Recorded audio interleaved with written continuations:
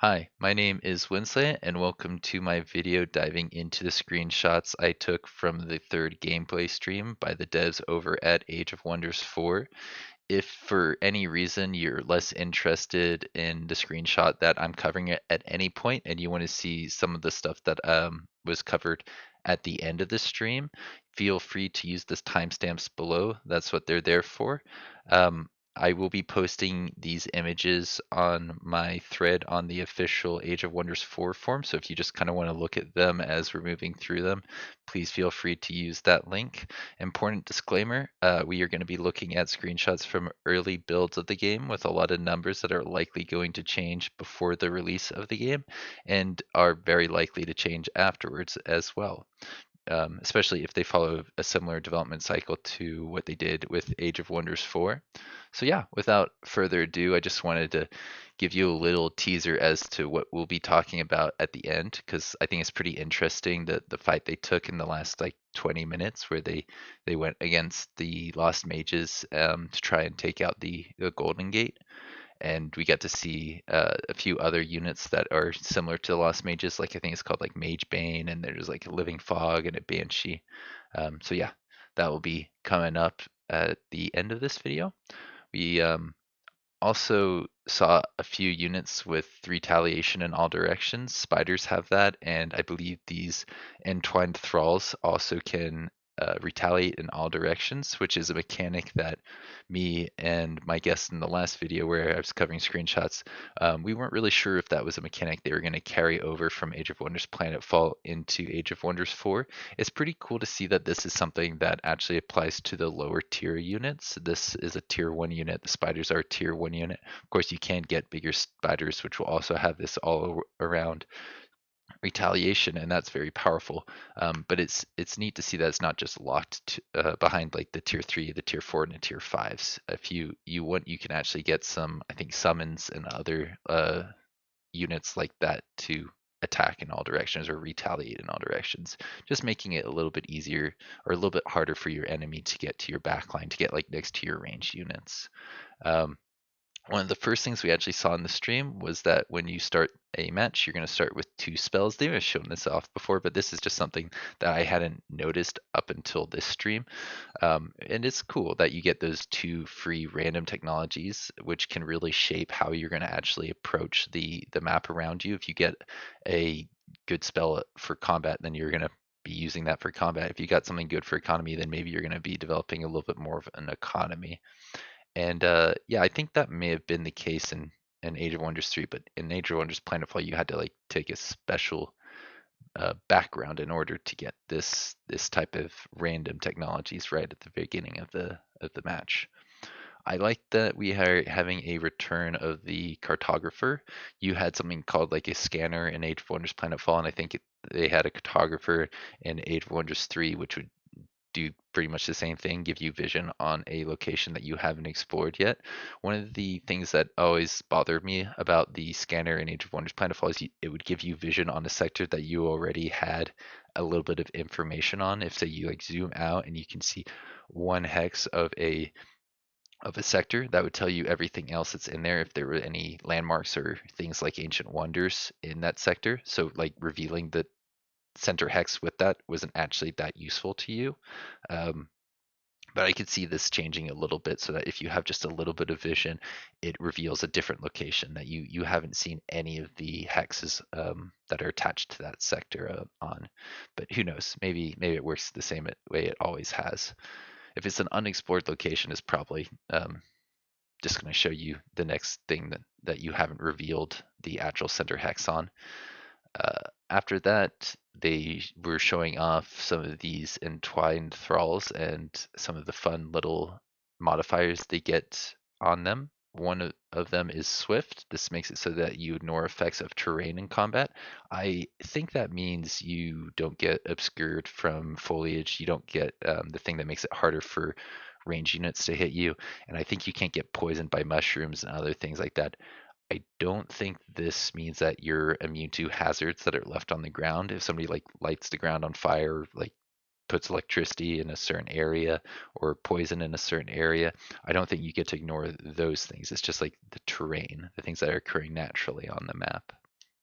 We also see that this unit gets slippery, which makes it so that it can avoid opportunity attacks. And I think that is just melee. I don't think we've seen any ranged overwatches yet, but I could be wrong. If there are, this unit may be able to avoid those opportunity attacks. But I think thematically, it makes more sense that a slippery unit is like slipping past a melee unit versus like slipping past range attacks that were launched at them. Um, but I don't know. We'll have to actually wait until we can play around with that unit and that modifier to see more. Um, I really loved the maps that they were showing off in the stream. We saw some pretty cool things. We saw a bridge, we saw a windmill, we saw that big scary golden gate with all the scary units in there. They're looking phenomenal. They really stand out from each other, and I can't wait to see what else we haven't actually gotten to yet. There's probably dozens of maps that uh, you can explore and fight in that are very specific to the terrain or the location at the center of that hex. One thing Jordy was mentioning was that he likes to group up his dark units on turn one so that they can engage and do their main strike together. I think generally speaking, you want to be able to put them close together so that they can alpha strike together. But that's risky because then you're opening yourself up to AoEs. And I think there are a good number of area of effect things in the game. Um, they're just tied to things like magic rather than your physical swords and things like that. There may be ranged units that can do artillery type strikes, but I don't think we've seen them yet. Maybe like a trebuchet or something like along those lines. Another thing Jordy was recommending is that if you are going to take a retaliation, if units that are attacking a unit are going to get retaliated against, what you want to do is you want to damage the unit that you're going to be attacking that's going to retaliate against you before taking the retaliation. You want to do some range damage to him to take some figures off of that unit to make it so that it does less damage on its retaliation. It's also very easy to forget that charge cancels retaliation. Jordy's been playing this game a lot for who knows how long, quite a while, I'm sure. And even he forgot to check that his unit, to check to see if any of his units have charge before doing the rest of his turn. And then when he got to that unit, everybody else had acted, and it's kind of like, well, you don't have quite as many options for canceling retaliation or making a strategy if you forget about the charge. So, note for the future, try and remember which units can cancel retaliation, which units have the shock tag, and check them out at the beginning of your turn. Don't forget about them until the end of your turn, or else you'll, yeah, probably regret it a little bit. They They mentioned the terrain earlier when they were showing off the Entwined Thrall, but I think at this point they actually showed off some terrain. They found some foliage on a map. It looks like a bit of branches, and I think it's a little bit easier to see than the tall grass in Age of Wonders Planetfall. And you can see right here that the obscuring modifier that they get for standing there makes them 40% harder to hit with ranged attacks. So if you want, you can just walk your melee up and there's no difference in your melee attack against this unit. But if you're trying to shoot them with arrows or with magic attacks, then you're going to struggle a little bit, which is interesting. I like that these things randomly pop up in the map so that every time you go into a map, it's a little bit different. I think there's a couple set places, a couple set nodes, but um, they're they're not all going to appear every time you go into the map. Not all of those nodes will be filled with something like foliage or like poison mushrooms, which I think I had a screenshot on later in the streamer in this set of screenshots. And I think this is just showing off that if you go there, something's going to happen. It could be that's poison mushrooms and they didn't actually hover over it long enough to show off the mushrooms, or it could be that's something like foliage. I can't really tell from here. It's just interesting that they put a little exclamation mark showing you that something's going to happen if you go on that tile. After they won this fight, they ended up getting 5 souls off of 5 tier 1 units, which is interesting because that reminds me of the Xenoplague mechanic for gaining infection points, which would give you pustule units or evolve your pustules into some higher tier units. But what may be different here is it maybe that higher tier units don't give more souls. I think there was another thing down the line that seemed to indicate that no matter the tier of a unit, when a unit dies, you get 5 more casting points. So this could be similar to that, or it could be similar to the Xenoplague mechanic, where like tier 2 units give 2 points, and tier 3 units give 3 points, and tier 4 units give 4 points towards just your ability to use souls like mana, because it's essentially like mana, but you get it from killing units instead of mana nodes or buildings like that. I think there are buildings that can generate souls, but I don't know them off the top of my head. Another thing Jordy was recommending in this stream was that he likes to take the workshop first because that allows you to build units and build buildings a lot faster. I think that's probably what I'm going to be doing after I get my first sector, because after you get your first sector, you get a boost, making it cheaper to get the workshop. I think it's 30% less production, 30% less gold, meaning it'll take less turns in the end to produce, and it'll cost, less initial input, less gold, or in other situations, I think things cost mana sometimes, so it costs less mana as well. Um, the next thing they went over is how these skeletons have unique models for each form, so it's going to look like the race that you chose. It's going to feel more customized to your own experience, and um, I think that may have something to do with the fact that they wanted the units to inherit things like the overwhelm tactics. Like the race traits will allow your summons to fit better into what the rest of your army is trying to do, so having that carry over um, makes more sense if all the skeletons aren't just some generic thing and they look more like what you have. It may be, that they just were doing it anyway, so they made a form for each of the skeletons, or they decided that it'd make more sense with the systems they have in play here.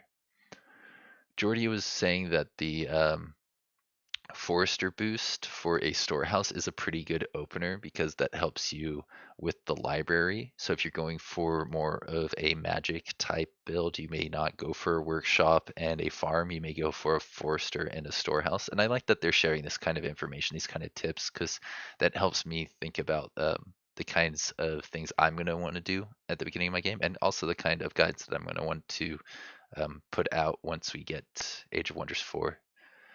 Um, After that, we see a little bit from the Tome Library, where they show off that you can see all the tomes after your tier ones here. They're just locked, and it shows you the criteria that you would need to actually get to see these things. You can organize them by your affinity if you wanted to make it just a little bit easier to find a specific thing and what you need to get there.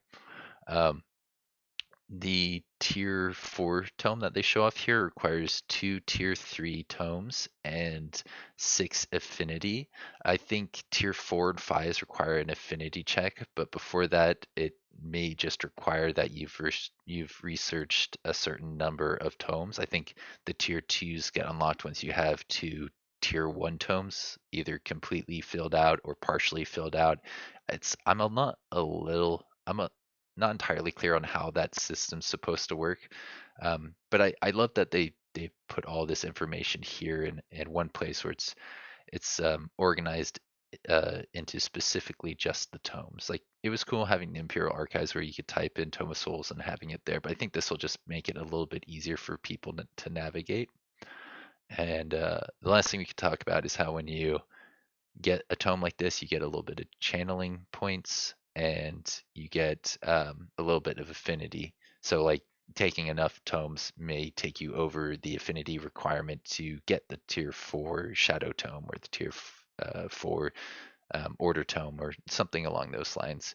And this player was actually pretty close, just with the points they started with. I think they had 5 the shadow affinity and 1 like chaos affinity, which means if they didn't go for the chaos affinity, they could have had 6 shadow affinity. Of course, they couldn't get the tier 4 immediately, but if they research their tomes fast enough, I think it could be a pretty good way to get those later tier tomes. Just go for like 1 affinity and only that affinity. Another interesting thing they showed off in this stream is that if you wanted to use the signature skills to get more affinity, you can do that. The signature skills you may want to pick off of what your units do and how it can really benefit them. But if you wanted to put a specific skill on your main hero just to get that extra point, it is a way that you can reliably get in every game. You just need 5 levels on your hero to get the first one, or 10 levels to get the second one, or 15 levels to get the third one, or 20 levels to get the fourth one. And I believe if you choose a signature skill on one of your other heroes, not like your main leader, not like the Wizard King or the Mortal Champion or the Dragon Rulers that are going to come eventually, that actually doesn't change the affinity of your empire. So it's an interesting choice. I like that it's not just military, the level ups. It has some economic interactions or some development interactions. They also showed off, I think, a little bit more about the Imperium costs associated with each of the Empire skills.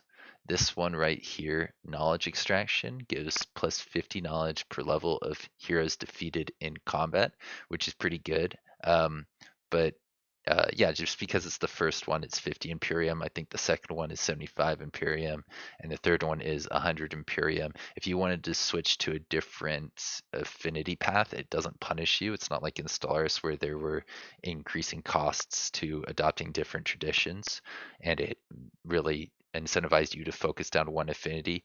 If for some reason you want something from another tree, if it really benefits your playstyle, you can deviate, and it's not going to punish you as hard as some games would. This one is a really good skill if you get the Castle Ruins Ancient Wonder with the Gladiatorial Tournament event. In that one, you can have a hero fight off against a bunch of other heroes, which could end up giving you a bunch of knowledge. I don't know how many heroes you can fight in this Gladiatorial Tournament, but it's got to be more than one. It's got to be at least 2 or 3, maybe 4 other heroes in succession. And I'm really interested to see um, what kind of conditions may be applied to the gladiatorial tournament. Because like in Mountain Blade, sometimes your sword guy will get stuck with a bow and have no experience in a bow, and it's just randomly generated, so you got to deal with that like theme of the tournament. Um, so yeah, a really cool one that I'm interested to play more around with, and I could see a lot of people just getting that one thing in knowledge extraction before they go after the castle ruins for the extra knowledge. Um, Seems like it'd pay off pretty quickly, and then eventually you could probably defeat other heroes from independent cities or other players in order to get more knowledge. After that, they showed off some strategic spells here, and what I really liked about this screenshot in particular is the fact that they've moved this from the bottom left-hand corner to the middle of the screen. I just think it's a nice UI change, giving more information to what you're currently looking at. And in particular, I think everything else here is something we've seen before. We've seen how much Soulbinders costs and what you get. I think in the list of just tomes that I covered in my last video, where I was talking about screenshots from the streams. The next one in here, the next image is talking about the Empire skill costs. Increasing from 50 to 75 when you go to that next pick in the tree. And this in particular gives you just a little bit more uh, ability to negotiate with the independent cities through Whispering Stones, and a little bit of knowledge for every one you have. It's kind of like an underhanded, evil, covert way of dealing with the free cities that they're unaware of. It just gives you nice things if you're interacting with them in like a less aggressive way. And then after that, they show off basic seafaring, which costs 50 Imperium because it's the first pick in the general Empire skills. There's like this one that everybody's going to have access to if they want to have something different than the affinity that they're going for. This thing in particular gives the ability for units to embark and use vessels across the water. And I think if you're the first player to get it, it spawns some stuff in the water for you to go get. So it's pretty cool. I think that I might take that every once in a while just for the pickups. because pickups have always been good in Age of Wonder games. Ancient Wonders can only be explored by one stack with at least one hero, and I have to imagine that once you've explored it, um, you can have other people engage the Gust Keep uh, against another player with more than one stack. It could be that maybe if somebody attacks somebody else's Ancient Wonder, that they're going to be forced into a one stack versus one stack limitation because of the map and the enchantments that some of these things will give. For example, the Golden Gate that we saw at the beginning of this video was that was giving, I think, reinforcements. Yeah, every 2 turns, 2 Wisps would spawn in, and I think that that might not carry over the same way as if there are 18 units against 18 units. I mean, you're going to run out of space on the map eventually if you are spawning in that many units on a smaller map. Uh, but I don't know. Maybe I'm wrong. It could be that they don't reuse those maps if another player attacks somebody else, or they've like got a different version of each of these ancient wonders that's designed more for 18 units against 18 units.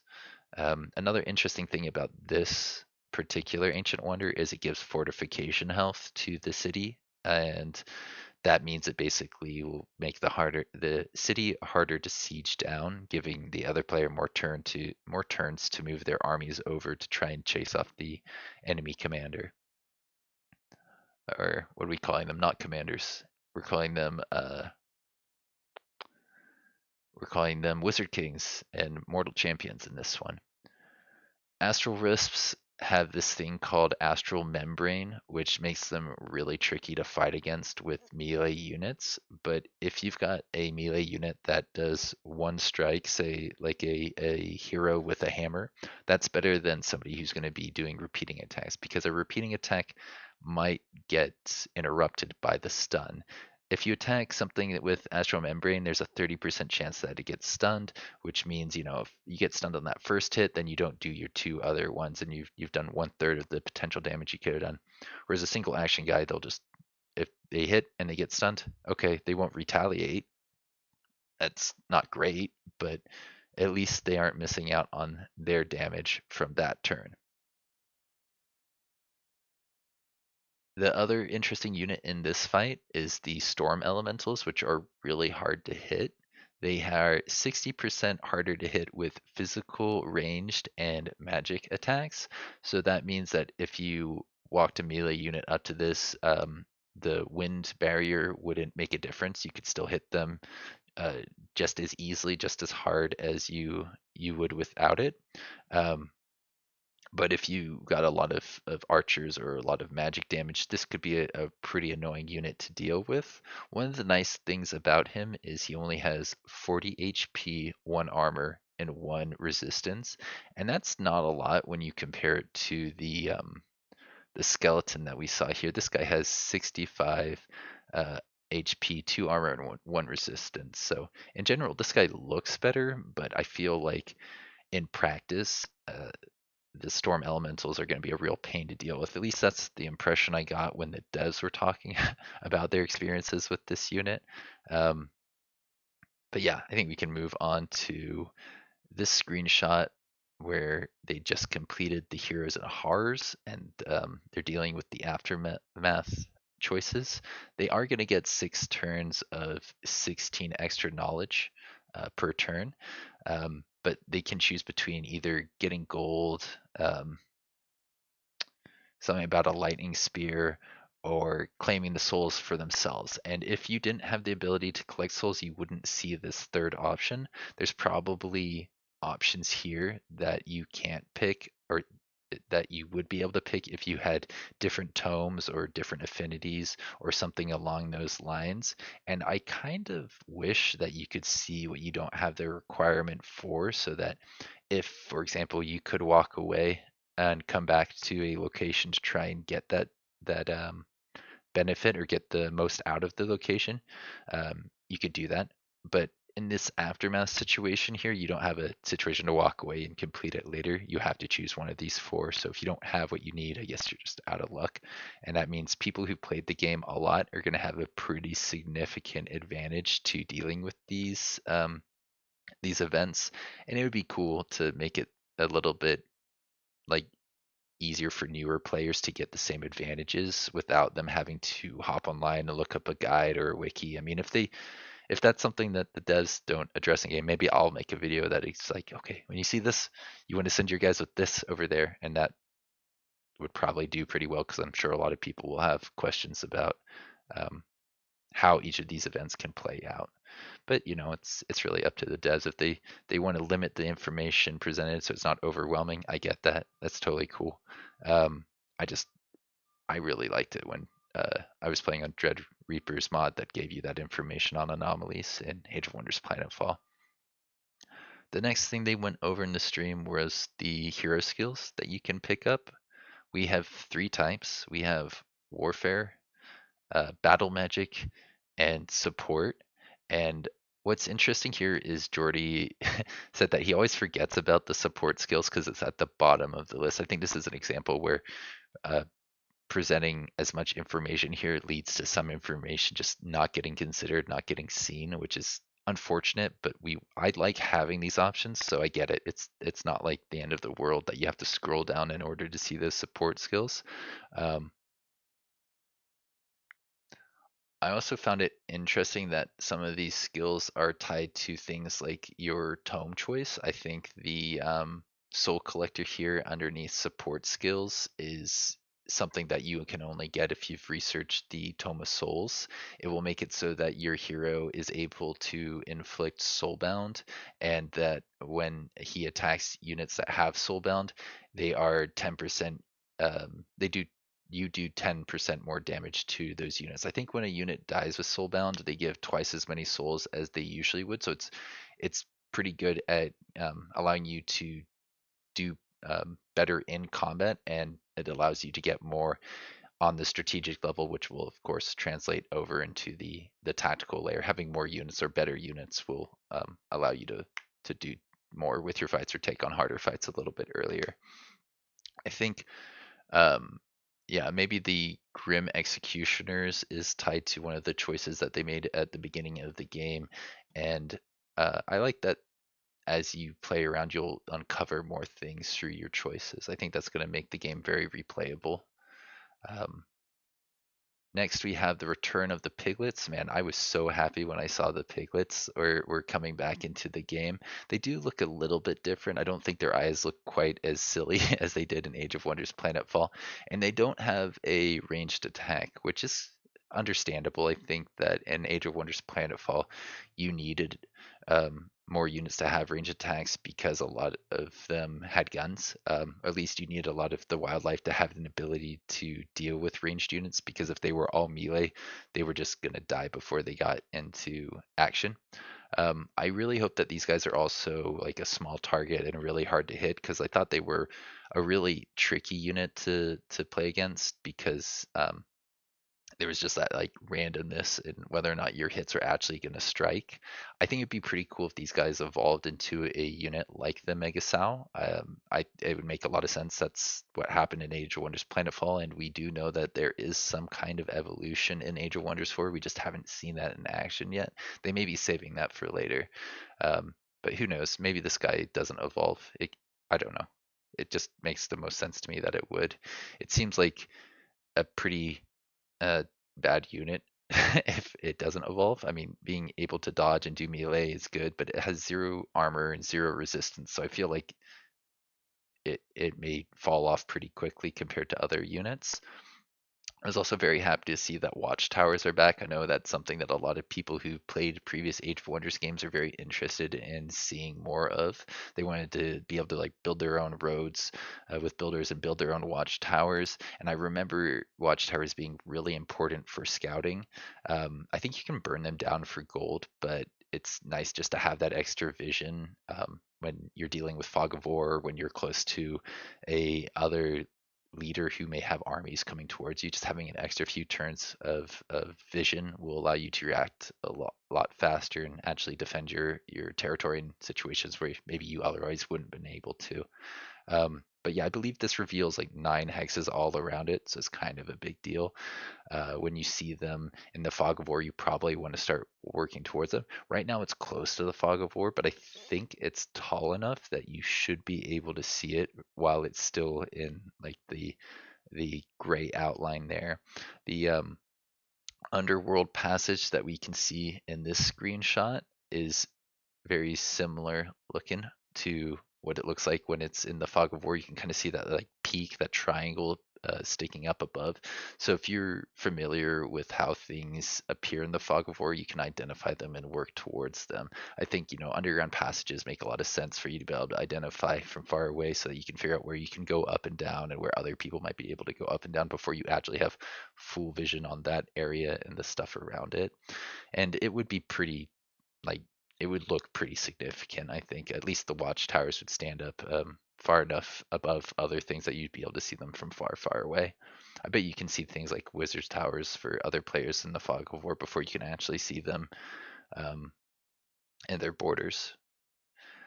Another thing that Jordy recommended was that if you want magic, you're going to want a quarry and shrine. The shrine gets a boost when you build a quarry. It gets 30% cheaper. That's gold and production cheaper, making it probably build in less turns. So I don't know. Getting a quarry, it seems like a generally a good idea if you like magic.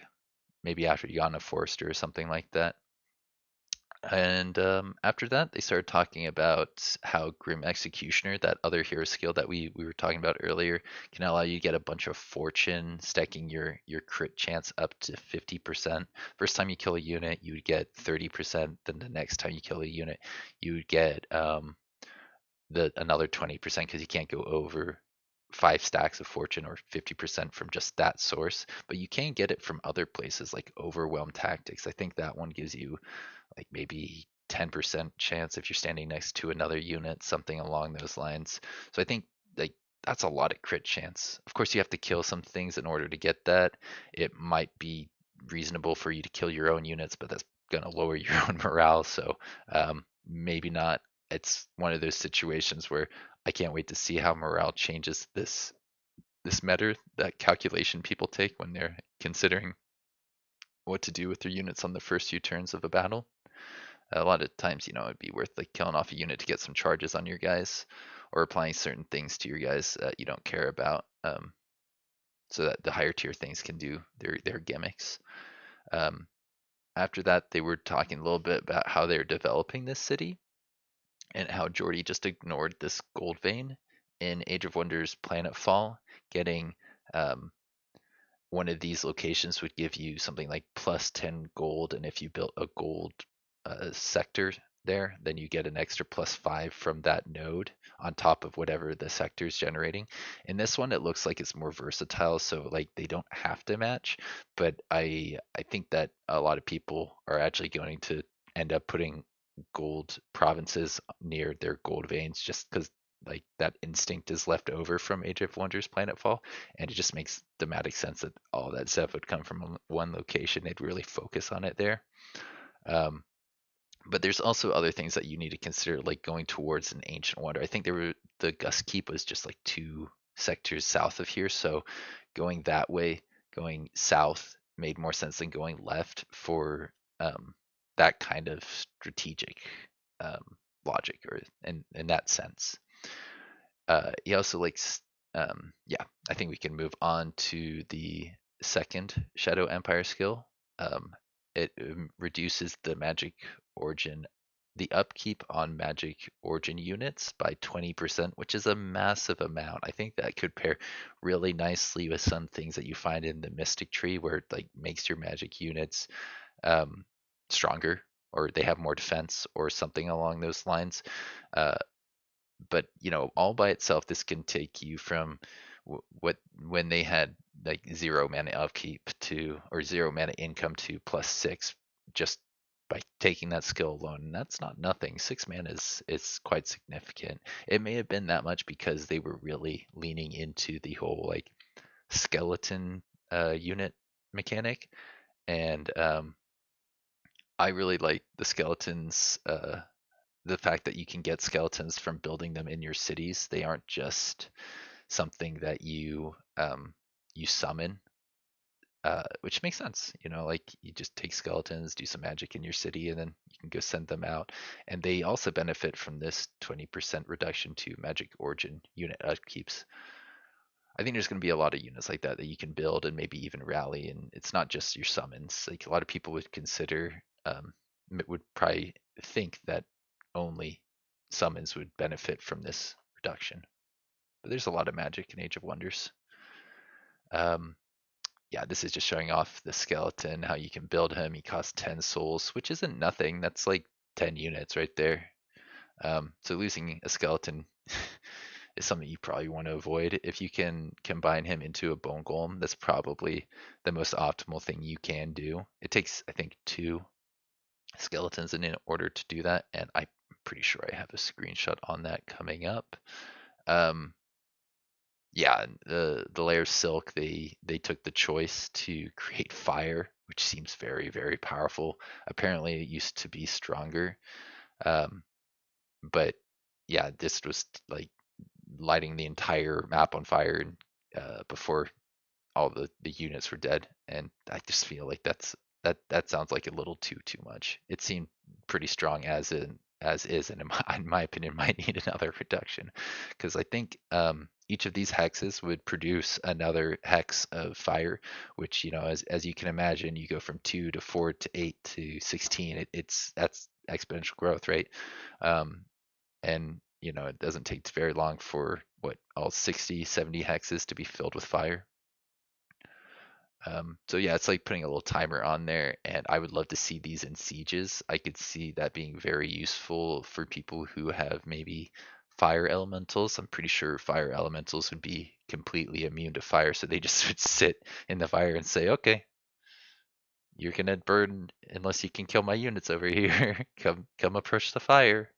Um, but who knows? It may be that this is limited to these interactions because of how broken that could potentially be. I'd love to see more about.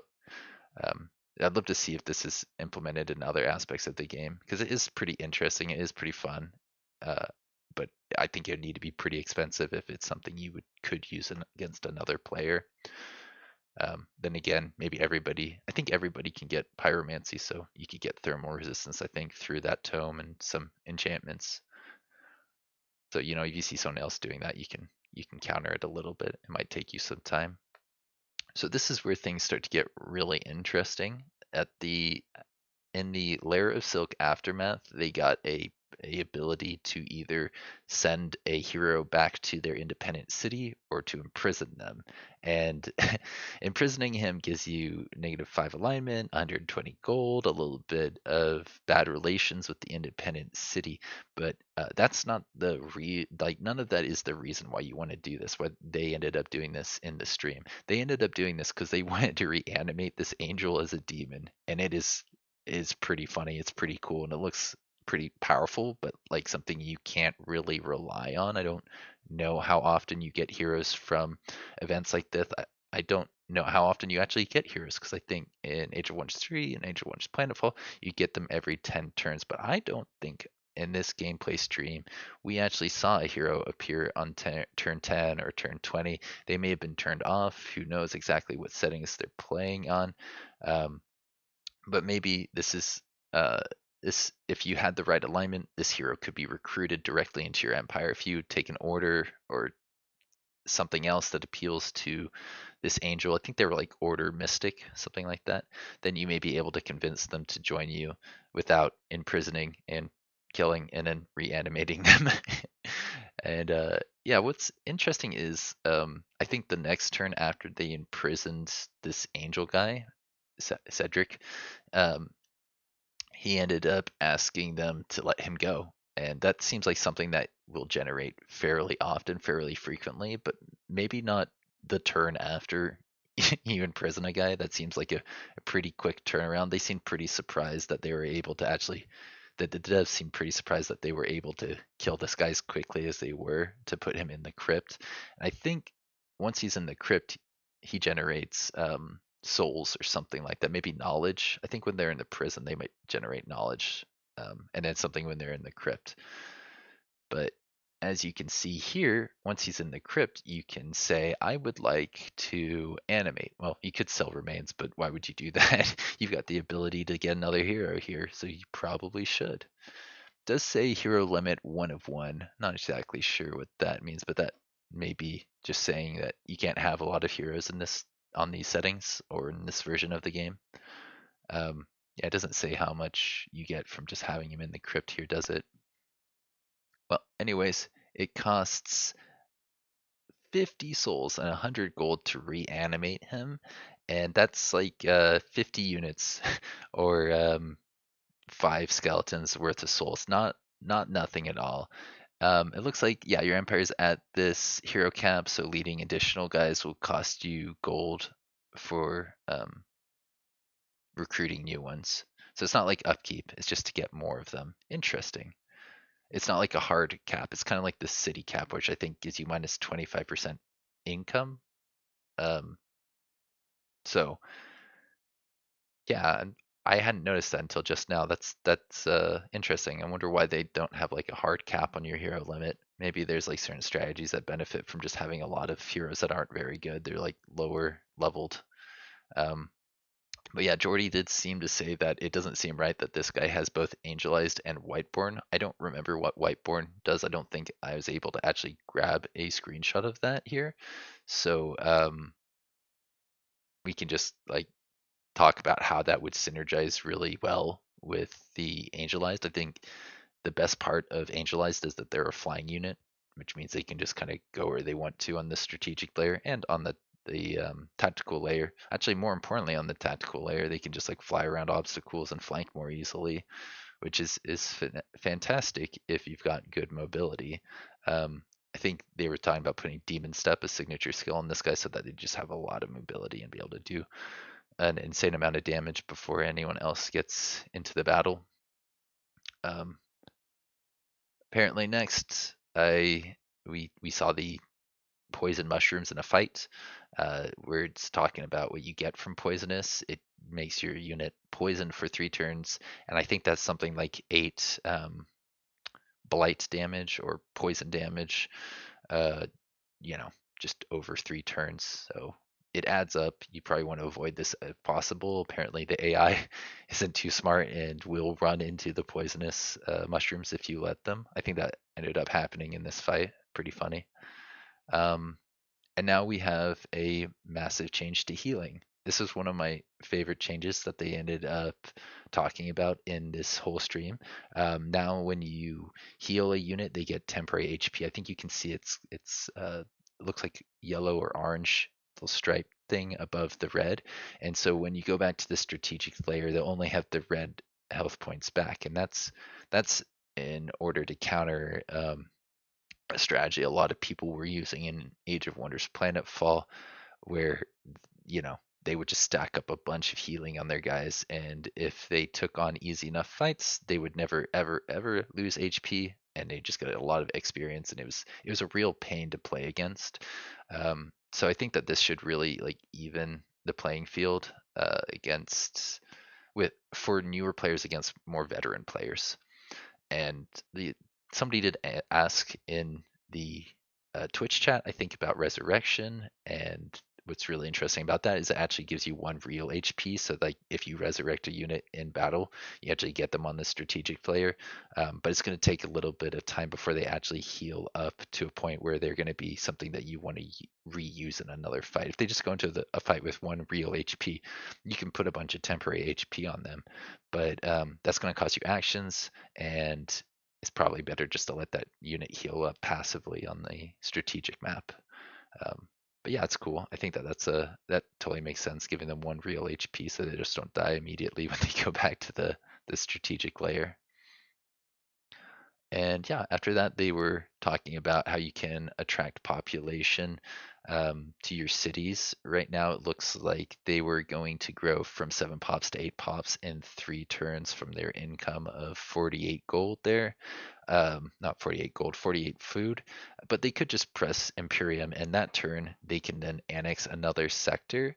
And what's really interesting about that is it doesn't appear like there's a cooldown on attracting population. You can just click the button again, spend 150 Imperium to go from 8 pops to 9 pops, which would allow them to get to Gust Keep if it was able to immediately annex the sector along the way. But I think they may have to wait a turn. I think they'd have to like click the little farm icon here or one of these other icons, wait a turn for it to get properly annexed, and then try and get in Gust Keep. What they were doing here is they were trying to get down there quickly because they realized somebody was expanding right up next to Gust Keep and maybe thinking about attacking them.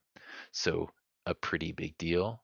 Um, and yeah, I think that that's going to really shake things up. It'll allow people to recover from enemy advances a lot more, like a lot quicker. And yeah, I won't like you'll be able to save games that otherwise would have been maybe over because you need to get a landmark into your place or something along those lines. Sometimes putting a landmark on a city reduces its militia, so it can be better to keep it independent. Um, but also, like sometimes building roads is really important to allow your guys to reinforce each other.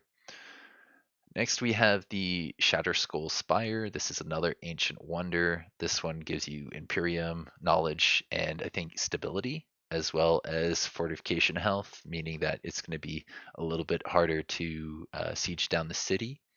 Pretty good. When they went in here, I think they got the salt and vinegar location where they could either attack or they could appease the piglets. It's funny, the piglets speaking to them. And apparently, when you take this option, it stops the growth, it stops food contributing to a city's growth for 4 turns. And that could be a bigger deal for some empires than it would be for others. If you've got a lot of food income and you're trying to grow your populations, this could be a really, really bad decision to make. But if your city's like you've kind of like stopped growing it for whatever reason, then I think there, I don't know, maybe take this. It does deny you experience from the fight, so I don't know. I think I'd probably end up taking the fight, and it's not that hard of a fight. It's only 250 army strength on the defender side. So when they took this, they ended up getting this unit here. There's a ability to pick. Um, we'd like you to join our army. That's actually the bottom one right here. And when they did, they got this unit who can reduce spell cost by 20%, and it doesn't stack. So getting multiple ones of these guys in a fight isn't going to help you unless somebody's trying to like focus down your Soother. So I don't know, maybe putting 2 Soothers on opposite sides of the field could make a big difference. Um, but yeah, before we move on to other things, let's go over some of the other options you got here. So instead of getting a unit, you may want to get the gold. 202 gold could be really important. If you're like not, if you don't have a lot of income of gold, you may need this just to like keep you from getting negative income from an extra unit. And, having extra gold in that situation probably isn't bad either. And another thing you could do is get some production, which would allow you to build buildings quicker. It won't let you hire units quicker. If maybe this unit doesn't fit into your playstyle, if you're not casting magic, then you could say, I would like other units, or not other units, I'd like to build other things in my city instead of have another unit here. Um, yeah, let's move on to the reinforcement range. So this is probably like my second favorite thing they talked about in this stream, almost first favorite, because I really do like the changes to healing. Now that we have this reinforcement range, the red dotted lines will basically indicate to you how far away units can be and still get in the fight. If say this 6 stack goes attacks that 4 stack, anything within it looks like 3 hexes of that unit can join the fight. So the defender could say, I'd like to bring some units from far away, into the fight, or the attacker can as well. And I like that a lot more than engagement range. I think engagement range led to a lot of finicky stuff with multiplayer. And yeah, what another thing that I like about this is that you can only bring 3 armies, so you don't have to consider who would get the 4th army and you know, around the center hex. That you could have 1 in the middle and then 6 around it. So that's like having 3 for one player and 4 for the other. Um, so I think that that could really be a big disadvantage for the attacker not being able to bring in that 4th army. But with the way I think certain systems within the game are going to work, it's probably not the end of the world. It's probably actually going to work out just fine. And it probably will probably be like if you want militia, they take up a stack or they don't exist in the game, or there's other things that you get from sieges that affect the fight. Uh, but yeah, I also like that you can click disable button if like a scout might die in the auto combat. You can say, actually, I don't want the scout to be in the fight. You go elsewhere. And one interesting implication of the fact that you can bring 3 stacks in is that if you separate your forces into like stacks of 3, having 4 stacks of 3 could be a really, really bad idea, because then you'll miss out of 3 units that could have been in the fight. So that might take some getting used to, but I think in general the benefits will outweigh the negatives that come from this change. It's a pretty cool change in general, and I think I'm going to enjoy playing around with it. Next, we have the signature skills, which I think I talked about a little bit earlier. There's one for each affinity. There's this Vision of Woe, which is an AoE that gives fumble to enemy units. The enemy units will, I think, have either reduced damage. Any regular hits will be turned into grazes, and any grazes will be turned into misses. At least that's how it worked in Age of Wonders Planetfall. It might be slightly different with melee attacks. I know ranged attacks can graze, but I'm not too sure about the melee attacks. Um, so pretty powerful. It's nice that there are a few AoEs that you can get through signature skills. There's another one in here called Frostfire Detonation, which is a 2 hex radius. That's almost as wide as this thing. This is like a 3 hex radius. 2 hex would be 1 less. So yeah, it hits a lot of units and does quite a bit of damage. 24 damage is quite significant, although when they use it in the last fight against the Golden Gate, it ends up not looking like much because the units have like 6 resistance and 130 HP. But against things like tier 1 units that have 1 resistance and 40 HP or 50 HP, this is gonna like almost kill all those units, all the tier 1 units that are clustered together. You just need to have 3 action points and not have an enemy inside your zone of control, or have this on cooldown. Yeah, Demon Step, it pretty good for mobility. It does damage. It leaves you with 1. So what you do is you move to the edge of your movement, use this, do some damage, and then attack if you can. Hopefully you can. I mean, if you're doing damage to adjacent foes, you're going to be able to melee them, and hopefully you're not demon stepping with a unit that is ranged. That wouldn't work out well for you. They also have Summon Animal, which is a random tier 3 animal. Seems pretty good. I don't know what tier 3 animals there are. Could be that it doesn't synergize with your army at all, and it's just like a complete waste of an action. Or it could be game changing. I think in general, tier 3s look pretty good, and like they carry well over until the end of the game. So being able to do that once per battle is pretty good. If you can reset those once per battle skills like you could in Age of Wonders Planetfall, this all of a sudden gets a lot better. All of a sudden you can spawn in more than 1 tier 3 animal for combat, but I don't think we've seen anything that inherently comes with the ability to say, hey, let's reset your once a battle things. Or I think it actually works on anything with a cooldown as well. It's been a little bit since I've played around with that ability. And then we have Holy Retribution. It reflects units, reflects damage. It does attacks that hit this within a 3 hex deal 5 spirit damage to the attacker. So if you're dealing with somebody who's shooting you from 4 hexes away or 5 hexes away, they don't actually get damage back on them. It's not like a reflection of the damage done. It's just it's just 5 damage done back to the attacker. Next we have Draining Blade. Does more healing when you do more damage. The amount of damage you do heals your unit back, so it might make sense to target weaker units with this just to heal your guy back up. Pretty good skill. Has a cooldown of three turns, so you probably won't get to use it too often. Um, Signature skills only change the affinity of your empire when you apply it to your wizard king or champions. If you apply it to your heroes that you hire, it won't actually unlock things like tier 4 tomes or your ability to get more empire skills faster.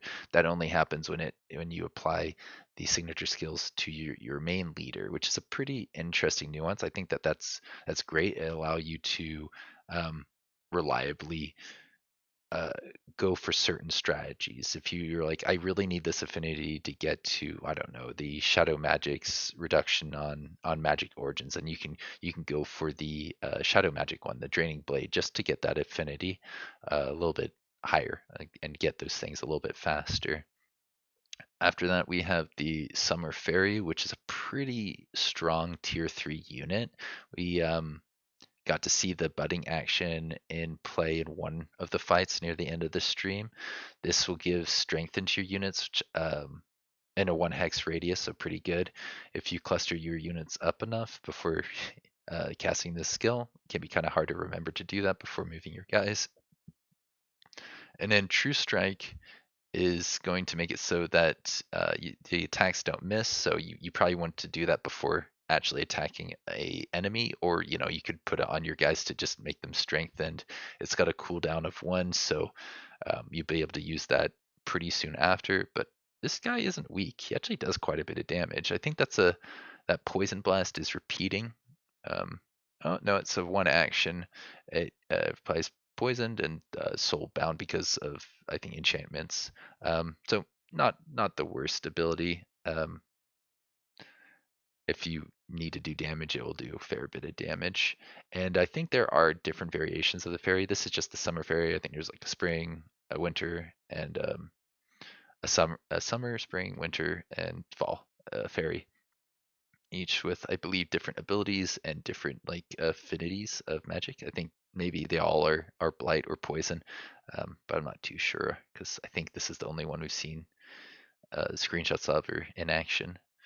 So I think I did mention the bone golem earlier, but this is when they start actually using it in here. It's a operation where it consumes 2 skeletons for 1 bone golem, and with the way tiers work, getting a tier 2 from um, 2 tier 1s could be kind of bad. If those tier 1s are like max level, and when you turn them into a bone golem, they start off with 0 uh, experience, that could make them maybe in a lot of ways worse. But having ability to turn those lower tier units into higher tier units will allow them to carry over a lot of their fighting potential into the late game, because eventually those lower tier units do drop off, um, and they can't compete with like the tier 4s and tier 5s as easily. But you can't just have tier 4s and 5s because of their upkeep costs. I think there's an Imperium cost associated with at least tier 4s and tier 5s, as well as maybe a few other things that I'm forgetting right now. I did like that this diplomacy screen shows off what happens when you're like getting on, when you have negative relations with another empire. They can rival you to try and get some claims. It's something that was in previous Age of Wonders 1, but it's uh, it's nice to see how they present that information in this one. You can settle grievances to try and avoid war, which I don't believe was something you had in previous games. They also tell you a little bit about their personality here, which is something they introduced in Age of Wonders Planetfall, and I'm really glad that's back because that allows you to actually anticipate what the AI is going to do without it being the exact same thing every time. Um, Another fun thing they showed off in this stream is the Razorback and how it has the ability to hurt units that are dealing it. Melee attackers that attack it will take 3 physical damage per attack, which may not sound like a lot, but it adds up and it does discourage melee guys from getting too close to this unit, because usually when a ranged unit has something like a melee unit standing next to it, he can't use its ranged attack. I believe Quill shot might work like that, but with the way they have with the way they work, I wouldn't be surprised that if they are able to use their ranged attack while things are standing next to them, because they kind of have that gimmick of, okay, melee, come here, attack us, see what happens. Um, this free city that they ended up meeting towards the end of this stream is considering going to war with them. Apparently, there's a 25% chance that they declare war at the end of every turn while they have this level of hostility and allegiance. I think actually allegiance may be the bigger deciding fact. Apparently, the allegiance per turn is -5, and that's being decided from their relationship status.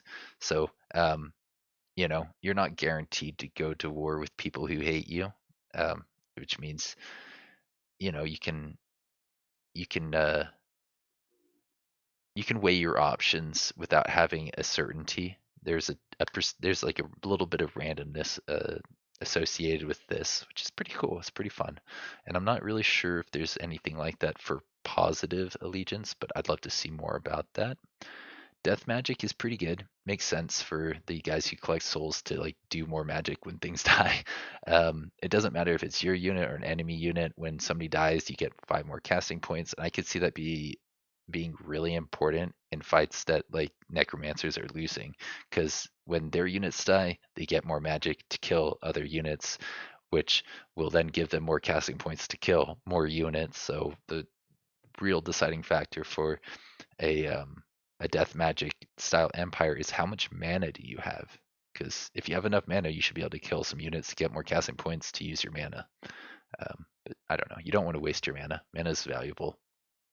I think they were considering making uh, more upkeeps, more magic, more mana upkeeps on some of the later tier units, but maybe Imperium's like filling that role that Cosmite used to fill in Age of Wonders Planetfall. We did get to see a little bit of routing here. I think this unit was the only one left in the fight when it decided to rout. So when that happens, you can decide to end the fight a little bit early and allow them to run away, or you can chase them down and try and get the experience.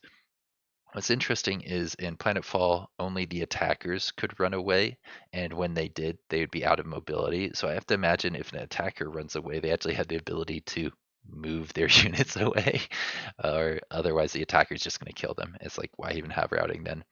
Um, I guess they could be reinforced by other people from further away. I'm not too sure, but I like the sound of routing. It sounds interesting. Having some units run away from the fight before the others. In that situation, they'll just like go towards one of the arrows that takes them off of the map. So we're getting close to the end. We have our golden gate here. It's a pretty cool looking location. Love the name. It's pretty fun. So this one gives you Imperium, gold, and stability if you get it inside your empire. But more importantly, you get the reduction in upkeep on magic origin units. So that's 50%. That could combine with the 20% that they had earlier. That's minus 70% upkeep. That's like almost not paying upkeep on these units while they're within the domain of the Golden Gate. So, if you move them out to go attack somebody, all of a sudden you're going to have a big mana upkeep. But maybe having that reduction has allowed you to build up enough of a stockpile that that's not the end of the world.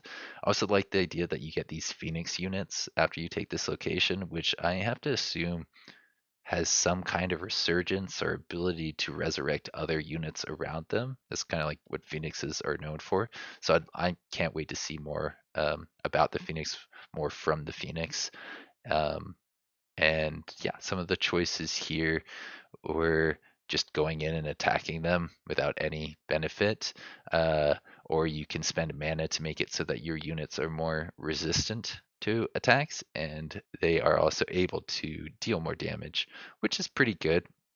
I feel like reducing the strength on the enemies actually would make a bigger would have a bigger result in the long run, because they are very powerful, and just boosting your units a little bit from 500 isn't going to take them up to 1,000. and not with just those two modifiers right there. Of course, you can always walk away in these situations, but they didn't have time to do that and come back. I think the second army fared a little bit better, but that's all speculation. The Lost Mage unit, which you can see, I think. Well, apparently I didn't include that until here. Lost Mage unit has the ability to use Forbidden Tombs. I mean, there's other attacks, but its special ability is really interesting. I don't think we've seen the Forbidden Tome yet, which allows them to get a spell for, I think, maybe just that one turn. And it's a full action that will lead to the spell, just some random spell getting picked and cast at the enemy. I think they get to pick where they cast it happens, because they dropped a pretty powerful AoE in the middle of Jordy's units. So yeah, it makes sense, right?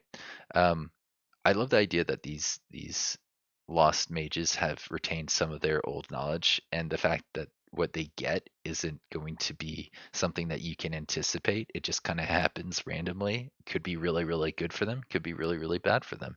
And if you can get lost mages in your army, this could be a really fun mechanic to play around with. I have a feeling, though, that since there is some upkeep, at least shown when they looked at the Mage Bane here, that this is a unit that you can get through some event or something along through like a quest line or something. The Mage Bane, pretty scary looking unit, maybe even worse than the Lost Mage in terms of denying people certain strategies. If you're going for magic, you're not going to be able to use magic while a Mage Bane is fighting against you. If you have magic and you have a Mage Bane, go for it. You can use spells. It's not like it just denies all spells. It only denies it to one side of the combat, so pretty game changing. It's pretty scary unit. Other than that, it's got fierce pass through. You can just like fly through obstacles. It's got a load of HP, armor, and resistance. So yeah, good luck dealing with him.